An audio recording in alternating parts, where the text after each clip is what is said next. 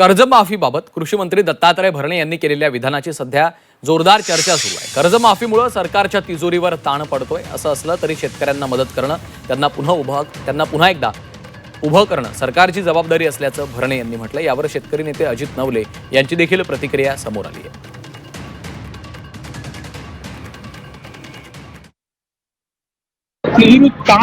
ताण तर पडतोच। ताण जरी पडला असला तरी माझ्या राज्यातील त्या शेतकऱ्यांना मदत करणं, सहकार्य करणं, अडचणीत आलेल्या शेतकऱ्याला पुन्हा उभा करणं हे राज्य सरकार म्हणून आमची जबाबदारी आहे। राज्याचे मुख्यमंत्री, दोन्ही उपमुख्यमंत्री यासाठी प्रयत्न करतायत।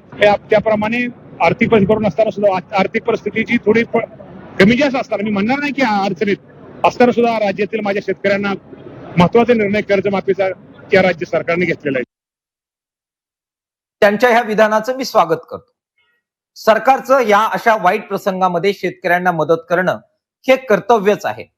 किंबहुना आज जो शेतकरी अडचणीत आहे त्याला सरकारची धोरणं जबाबदार आहेत आणि वेगवेगळ्या वेळी निर्यात बंदी लादलेली आहे।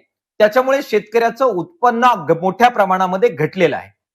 ती सुद्धा शेतकऱ्याची लूट आहे। त्यामुळे ह्या लुटीचा परिणाम म्हणून शेतकरी अडचणीत आलेला आहे।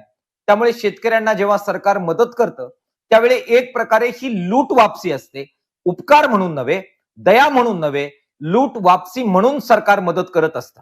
त्यामुळे अशा प्रकारची लूट वापसी प्रसंगी तिजोरी धोक्यात येऊन सुद्धा करावी लागली तर ती केली पाहिजे, कारण ती जर केली नाही तर शेतकरी कोलमडून पडेल